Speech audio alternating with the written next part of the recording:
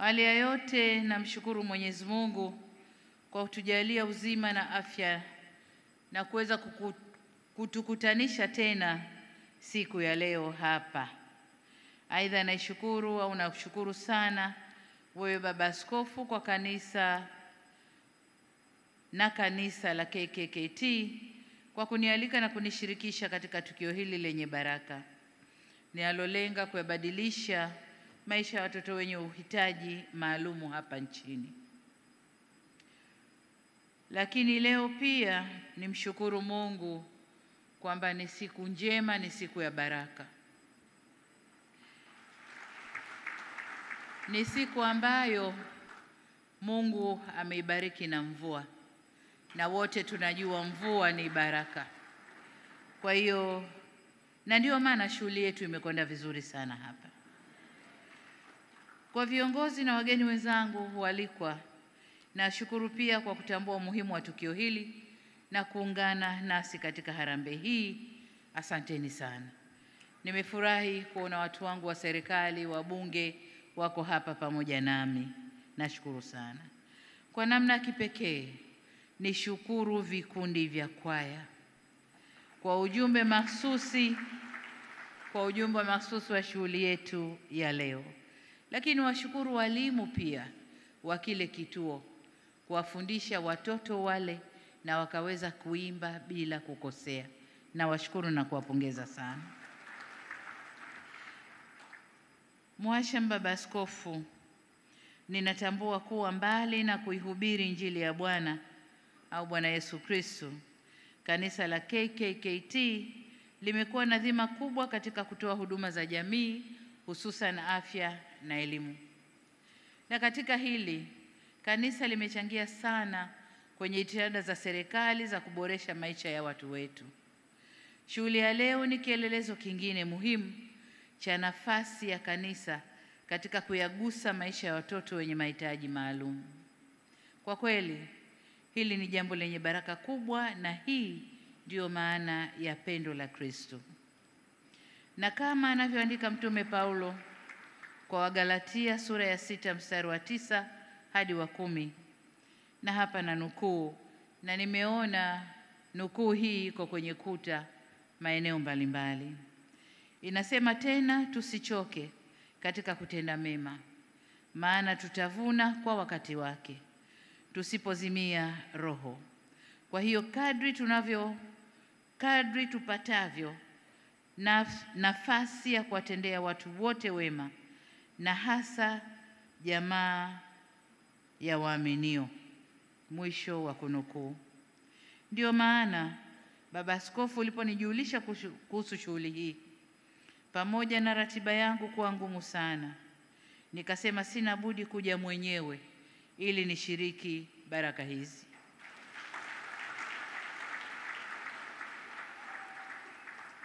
Shughuli hii ya ujenzi wa kituo cha diakonia inatutambulisha au inatukumbusha kwamba watoto wenye ulemavu au mahitaji maalum ni sehemu muhimu ya jamii na kanisa, na kwamba hatuna budi kushirikiana ili kuhakikisha usawi wao pamoja na changamoto walizonazo.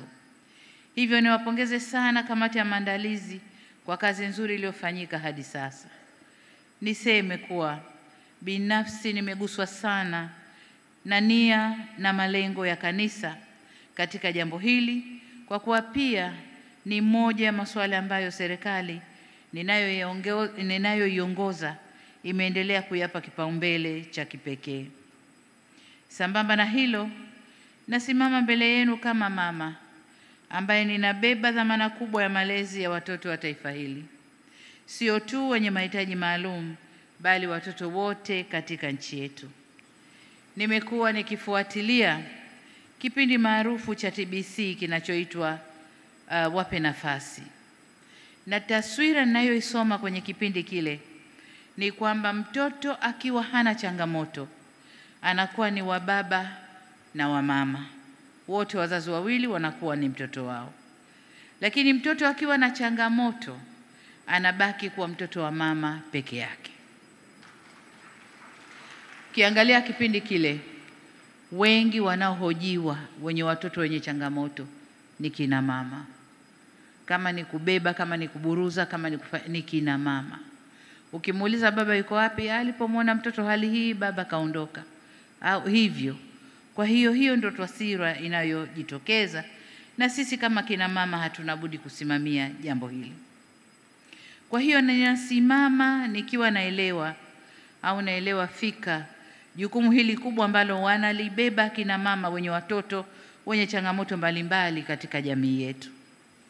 Nakubaliana na wewe pia Mhashamu Baba Askofu kwamba tatizo bado ni kubwa. Lakini ndugu zangu, tatizo hili halichagui dini. Leo ni kanisa limeamua kuchangisha kujenga kituo kwa watoto hao. Lakini tumeonyeshwa kwenye documentary kwamba mdogo wangu Maida, mtoto wake amefaidika na mpango huu. Lakini kuna shekhe hapa, mtoto wake amefaidika ndani ya mpango huu. Na kuna wengine na wengine na wengine. Kwa hiyo tatizo hili halichagui dini wala halichagui familia ya mtoto huyu kuzaliwa. Ni tatizo la Watanzania wote. Ni tatizo kubwa ambalo tunatakiwa wote kwa pamoja tusimame na tulifanyie kazi. Na bahati mbaya ni kwamba katika miaka hivi karibuni duniani kote kuna ongezeko kubwa la watoto wenye ulemavu wa akili, na hususan wenye akili mtindio kama cerebral palsy, lakini usonji, wenye autism, wenye Down syndrome na mengineyo. Shirika la Afya Duniani linakadiria kuwa katika watoto 100 wanaozaliwa, mtoto mmoja anakabiliwa na tatizo la usonji. Sasa takwimu hizi ni za kidunia, lakini tumemsikia katibu mkuu wa Dayosisi ya Mashariki na Pwani ametaja takwimu ndogo ambazo wao wanashughulikia hili tatizo, takwimu ndogo zilizo nazo kanisa. Sasa hii kwa hapa ndani kwetu nchini ni takwimu chache, lakini kama takwimu za Shirika la Afya Duniani, katika kila watoto 100 mmoja anaathirika. Ukichukulia population ya Tanzania, idadi ya watu wa Tanzania, hatukosi watoto kama 60,000 au idadi hiyo wenye tatizo la aina hii. Kwa ni lazima jamii kama jamii tusimame tushughulikie tatizo hili. Takwimu hizi zinatukumbusha kuhusu ukubwa wa changamoto hii na haja ya kuweka afua za kutengeneza mifumo stahiki itakayoboresha makuzi, malezi na elimu ya watoto hawa. Ingawa wengine wanaweza kujitegemea kwa kiwango fulani, kama tulivyomwona Ibrahim, amepelekwa, amesoma, sasa ni kapenta, anajitegemea kwa kiwango fulani. Lakini wengi wao ni wenye mahitaji maalum. Hivyo niwapongeze kanisa, sio tu kwa jitihada mnazofanya kupitia vituo viwili mnavyoviendesha, bali pia kwa kusaidia kuongeza uelewa wa jamii kuhusu changamoto hii na umuhimu wa sote kushiriki katika kukabiliana nayo. Asanteni sana Baba Askofu.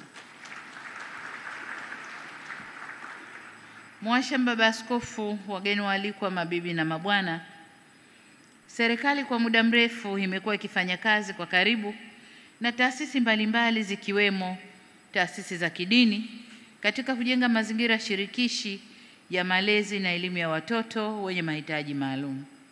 Kufikia mwaka 2024, watoto wapatao 1416 wamesajiliwa katika shule 18 hapa nchini. Vile vile tumeendeleza na kupanua mafunzo ya ualimu kwa ajili ya watoto wenye mahitaji maalum kwa ngazi za stashahada na shahada. Aidha, serikali imeweka utaratibu wa kuhakikisha uwepo wa wataalamu wa kutosha kwa ajili ya viungo, physiotherapists, lakini pia wataalamu wa kutosha kwa ajili ya tiba kwa vitendo, occupational therapists, na wale wa lugha wa kusaidia matamshi au speech therapist, pamoja na watoa tiba ya afya kisaikolojia na wengineo wanaohudumia watoto wa aina hii. Tunafanya hivi kwa sababu watoto wenye mahitaji maalum, hususan wale walioathirika na usonji, hukutana na vikwazo vingi vikiwemo vya mawasiliano, kutoweza kuongea, kutokukubaliwa mashuleni na kwenye jamii, kutengwa na watoto wenzao na kushindwa kuchanganyika, kufichwa majumbani kutokana na imani potofu kwenye jamii juu ya usonji na kadhalika. Hizi ni baadhi tu ya hatua zinazochukuliwa na serikali kuhakikisha watoto wenye mahitaji maalum wanapata malezi majumbani kwao, lakini pia wanapata elimu stahiki kwa kuimarisha huduma za kiafya za kielimu. Katika kujenga uelewa kwa jamii yetu na kulinda haki za watu wenye usonji, nchi yetu inaadhimisha siku ya usonji duniani iliyotangazwa na Umoja wa Mataifa kila ifikapo tarehe 2 Aprili ya kila mwaka.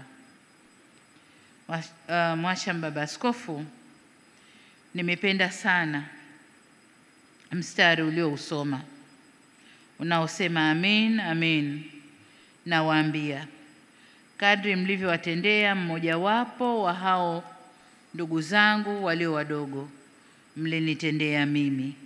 Na hili nalo naliona katika kuta kila ninapotupa macho, lakini hata wakuu wa majimbo walipokuja kutoa mchango wao, hii ndiyo quotation ambayo waliisoma, au ndio neno ambalo walilisoma.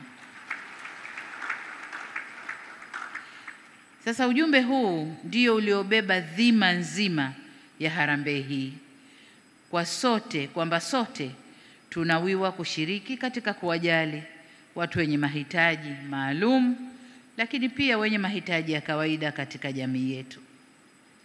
Kwa kazi hii muhimu mlioianzisha, mmeonyesha kutekeleza mafunzo ya maisha na matendo ya miujiza ya Yesu Kristo. Hamjaishia tu kuwaonesha huruma na kuwahudumia kiimani, bali kama Yesu Kristo alivyowasaidia na kujibu mahitaji ya waliokuwa wagonjwa, na nyinyi pia mmesimama kuwatetea na kuwawezesha wenye mahitaji maalum waishi maisha bora. Mmetukumbusha kuwa kuwalisha wenye njaa, kunywesha wenye kiu na kuwakarimu wageni, kuvika wasio na nguo na kutembelea wagonjwa ni jukumu letu sote. Sasa mbali ya haya niliyoyataja, lakini nilikuwa namsikiliza katibu mkuu wa dayosisi hii, ametaja mambo kadhaa ambayo kanisa hili linafanya katika sehemu mbalimbali chini kwetu Tanzania. Sasa ndugu zangu, huu ndio utumishi wa dini. Huu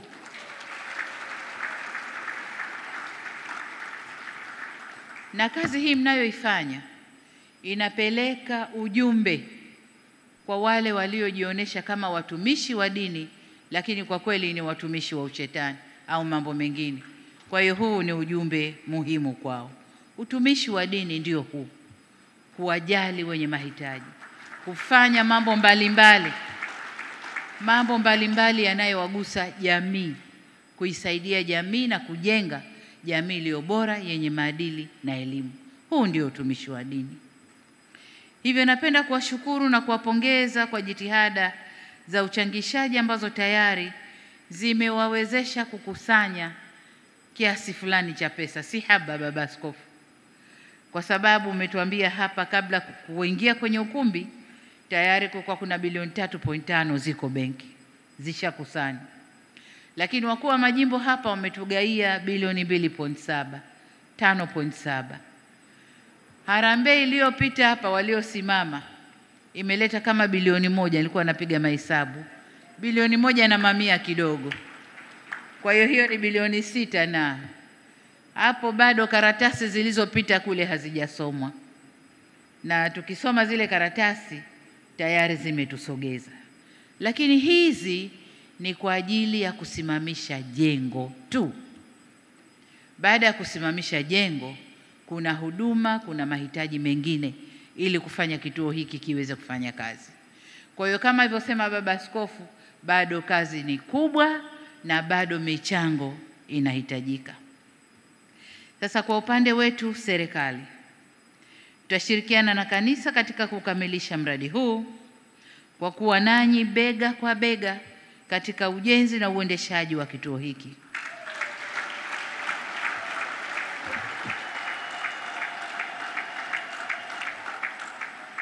Vile vile, Baba Askofu, ninapoalikwa kwenye mambo makubwa ya kanisa, kuna kiwango nimejiwekea cha kuchangia, nacho ni shilingi milioni 1. Kwa hiyo kama ninavyochangia kwengine, nitachangia hapa pia shilingi milioni 100, shilingi milioni 100.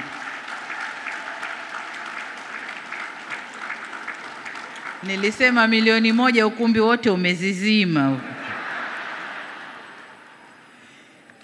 Ni shilingi milioni 100, Baba Askofu.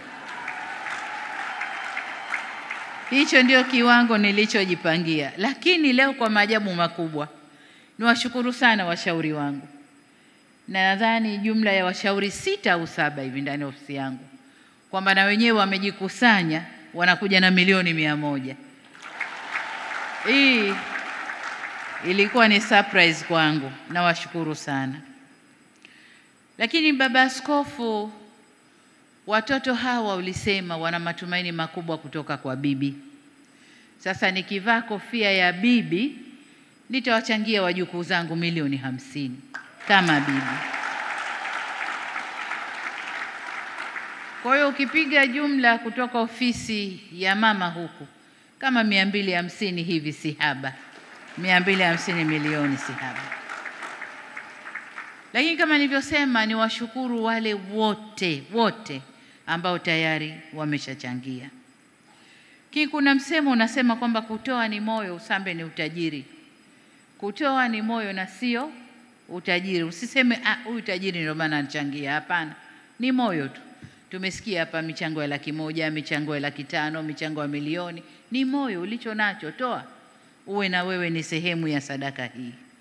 Kwa hiyo niwaombe sana na niwasihi wa Tanzania kupitia taasisi zetu mbalimbali na mtu mmoja mmoja, tuchangie makao haya kwa ajili ya watoto wetu wenye changamoto, ili wapate pahali pazuri, wakae, walelewe vizuri, wafundishwe vizuri, na wenyewe wawe sehemu ya kundi litakalochangia kwenye jamii yetu ya Watanzania. Mwashamba Baba Askofu, nimepokea maombi yenu, na kama nilivyosema hapo awali, serikali itaendelea kushirikiana kwa karibu na wadau wake mbalimbali katika kuboresha mifumo ya kiutendaji na kiutekelezaji ili kuwezesha malezi na upatikanaji wa elimu kwa watoto wenye uhitaji maalum. Tutaendelea kufundisha walimu kama alivyosema naibu waziri na waelimishaji wenye taaluma maalum kwa watoto hawa wenye mahitaji maalum. Lakini pia tutaendelea kuimarisha vitendea kazi na miundombinu mingine ili kuhakikisha kwamba watoto hawa wanapata elimu na usaidizi unaostahiki. Na ndio maana nilisema tutakuwa nanyi bega kwa bega kuhakikisha kituo hiki cha mfano kinakuwa maalum cha mfano wake. Na ili kuongeza nguvu na msukumo kwenye jambo hili, serikali tunakaribisha pia jumuiya za kimataifa, asasi za kiraia, wataalamu wa kigeni, mashirika na wawekezaji kushirikiana nasi katika kuanzisha mbali ya kituo hiki, lakini vituo vingine maalum kwa ajili ya kuwasaidia watoto wetu hawa. Kupitia ushirikiano huu, tunaweza kuziba kwa haraka zaidi mapengo yaliyopo katika rasilimali na utaalamu na kuleta matumaini kwa watoto wetu. Kama ulivyoomba, Mungu akipenda na ratiba ikiniruhusu, basi tutakapokamilisha kituo hiki nitakuwa nanyi tena